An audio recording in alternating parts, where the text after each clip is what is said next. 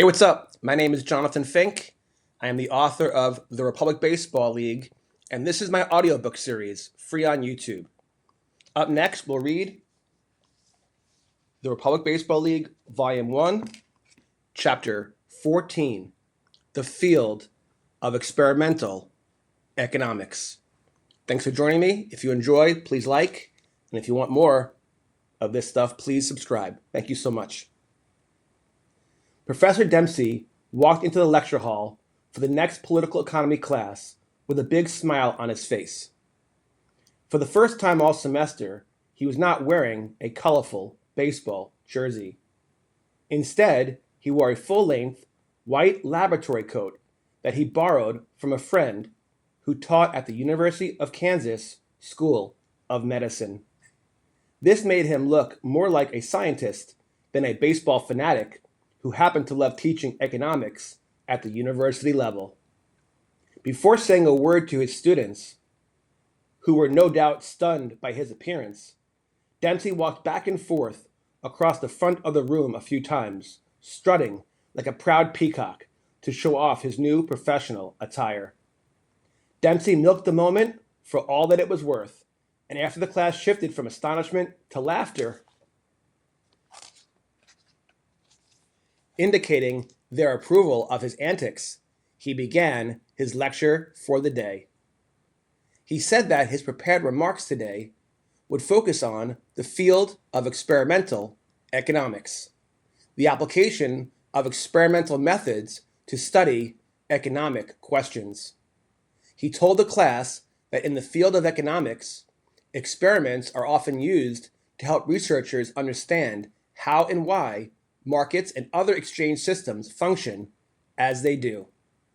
By using controlled, scientific experiments, economists test choices people actually made in specific circumstances and why they did so. When done correctly, under these circumstances, economic experiments captured key features of some real-world markets and provided valuable guidance on what is likely to transpire in the future. Dempsey said that in a typical experimental economics assessment, individual participants agree to take part in a trial and perform assigned roles such as buyers, sellers, or market competitors. The data collected during this experiment is used to test the validity of economic theories under investigation, which helps the economic researchers gain insight into market dynamics.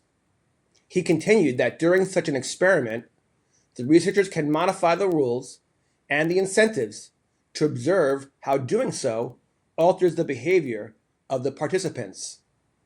They can also modify economic policy and observe the effects of these changes. As a part of the process, the researchers compare the actual results of the experiment with theoretical predictions previously established as to how the participants would react and respond. Using this technique in economic experiments, researchers and economists test theoretical predictions, assess the robustness of theories, and validate assumptions. Continuing his discussion on the subject, Dempsey noted that an increasingly popular platform for testing economic experiments is agent-based computational modeling, also known as computer simulation. With this computer methodology, economists typically focus on economic processes, including dynamic system economies in which market participants interact with each other. In such a simulation, market participants are not actually real people. Instead, artificial intelligence is used to create computer-controlled market participants or competitors who are programmed to behave according to the rules of the modeled system. Then, Dempsey said that he intended to expand the curriculum for the course to include an actual experiment. He told his students that they'd be required to collect data, make observations, test assumptions and predictions, and would have the opportunity to interact, compete, and collaborate with fellow students. To maximize the benefits of the experiment, He challenged his students to immerse themselves in the experience, which he expected to be an exciting, collective learning lesson for everyone involved. With many of his students now on the edge of their seats, Dempsey said, "We are going to apply the field of experimental economics to study the business of baseball. Next class, I will tell you all exactly what I have in mind for this project. It should be fun. That said, our time is up for today. Have a great weekend, everyone. Oh, one last thing. Please wear your colorful baseball jerseys to our next class." Walking out of the lecture hall together, Corey said to RJ and Rachel, "What do you think our wily professor has up his sleeve?" Rachel replied, "I don't know, but I can't wait to find out." RJ said, "Hey, you guys interested in going over to the barber shop to hang out for a bit?" Rachel smiled and said, "My car is in the parking lot. Let's go. I'll drive." End of chapter 14. Up next, chapter 15, The Class Project. Thanks for joining me today. My name is Jonathan Fink, and I hope you're enjoying the audiobook series. You guys take care. And as always, God bless. This month, we have some great sports card stories from across the U.S. and talk to an author from nearby Leawood, Kansas, who has written a book about returning to collecting after 3 decades away. My day job is I'm a financial advisor, so I've been investing for over 20 years. In a way to express my love for the hobby, I decided, what if I write an investment book, Sports Card Collectors Club, and treat the stock market the same way I would treat the card market. And so I thought, well, how would a day trader invest in cards? How would a venture capitalist buy and sell cards? How would a hedge fund do it? As I would go through my trials and tribulations, I realized that for as much fun as I was having investing, there was something missing. And one day I was watching the Royals game on television, and it was a rain delay. And the Card Life television show came on. I was watching that episode, I was watching Matt Strom open cards and rip packs, and I started getting the warm, fuzzy feeling. I said, this is what I want to be doing. I want to get back to really collecting and ripping cards and building sets. And that's when the story of my book has a change. I go from investing back to collecting. I'll also open a variety of boxes from different sports. So he hit the home run off me in like the 7th inning. And then in the 8th inning, JT hit a double, so he's standing on second.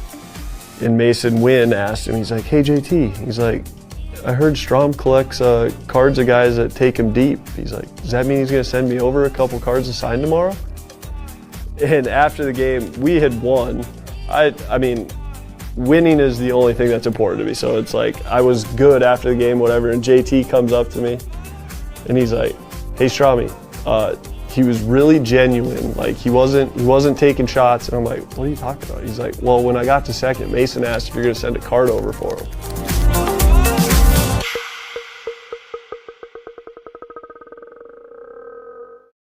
I'm just looking around my basement here, just walls covered with concert posters and toys, and just like, I have no intention of selling these things. I collect because I want to show off the things I love and do it in fun ways. And it just never crossed my mind that, hey, I'm going to go buy this thing just so I can resell it. Like that to me isn't a pure collector mentality. And obviously things change and times change. And, in order for things to survive right now, you have to have that sort of chase for something valuable. Yeah, it needs to be a circus. You know what? The truth is, I actually watched the live stream on eBay Live with Ken Golden and Logan Paul. They ripped a box of 86 Flair and a box of Series 1 Pokemon. And you know what? It was very entertaining. They're both polarizing characters. I thought it was entertaining. But you know what? After every pull, they immediately are showing the value.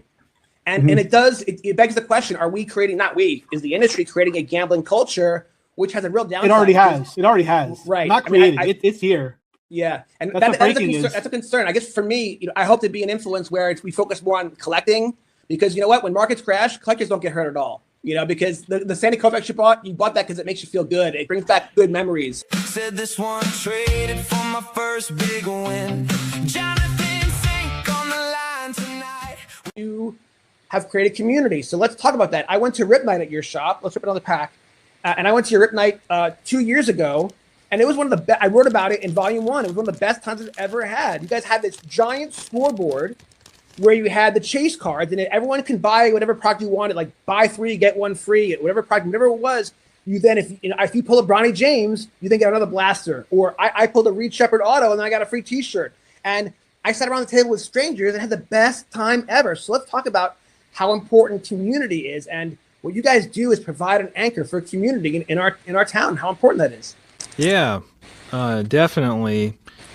Like you said, one of our taglines, we say we'll make an offer on anything, but like you said, I mean, we got to pay what it's worth, and so if it's junk wax, it's going to be junk wax prices, which unfortunately, a lot of people end up thinking that their 87 Topps Barry Bonds is going to be a couple $100 or something. It's worth nothing, people.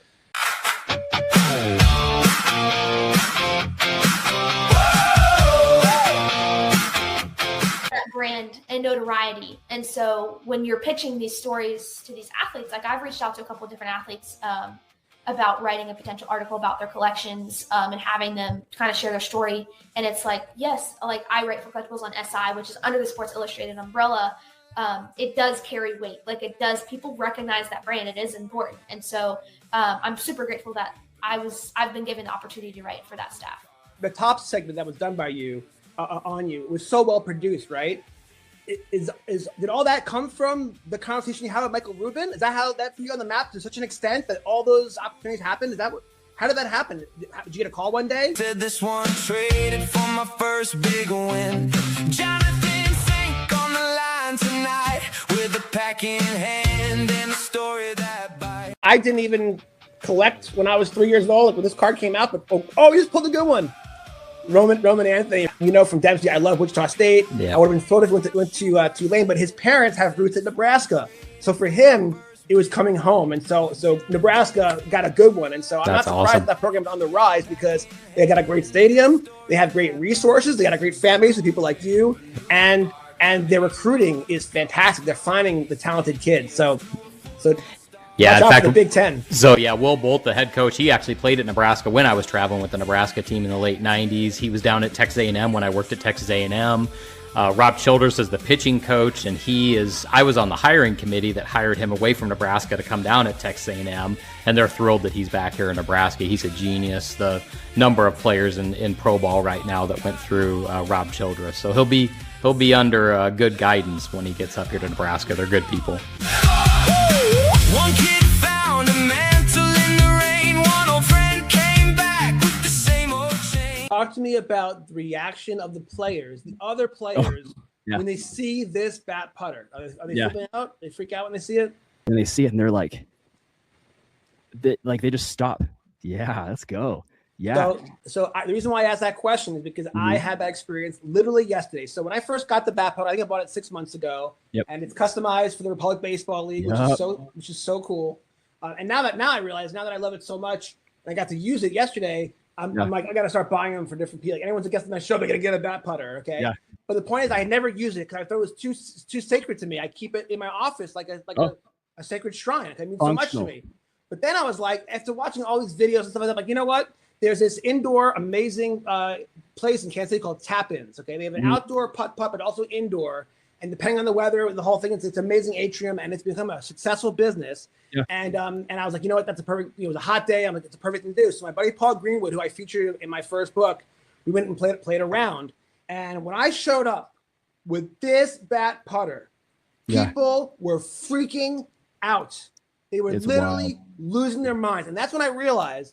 So then, by the way, it was a Sunday, middle of the day, hot as heck.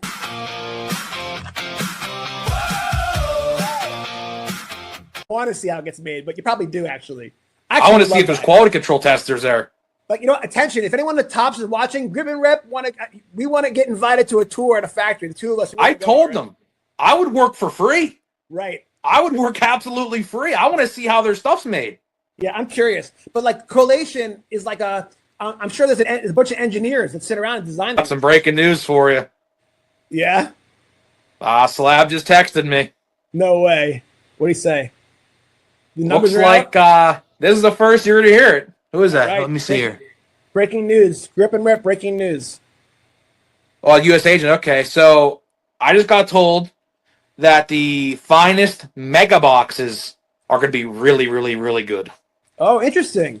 1.6 numbered cards a box. So you're guaranteed one numbered card with a 60% chance to pull a second numbered card. Wow, And interesting. Autos are 1 in 3. Whoa. So do you think that Topps decided to go big because this is their first year with Topps Finest in retail? I'm going to say yes. Yes. Right? Because I do think so. You usually get so upset with the delayed numbers, that they're delaying them. Or maybe, by the way, I don't know if it's a conspiracy that the odds are coming out later. I just think that maybe they're just not as efficient as they used to be. You might have watched this game back I'm sure I did. Currently, it's Derek Coleman. Yeah, he was on my fans team for sure. Pretty crazy to think, in the future you would be able to collect that moment that you watched. Right. And by the way, check that out. It's worth $198 versus the ones that are worth 35 cents because it makes sense. Because the same way that you value your 1964 Willie Mays card, you're going to value your Drazen Petrovic, and you're not going to want to give it up unless it's for a very, very good price because you love that memory. And what's wild is the same way that you get the warm fuzzy feeling with dopamine hit, whatever, when you look at a card on your shelf, it's the same thing. But when you're online at the bank, you don't have your cards with you, Paulie, but you do have your phone, and you can pull up your Drazen Petrovic and pay respect to him and watch a couple of his awesome plays that give you the warm fuzzies because you can. It's wild. And so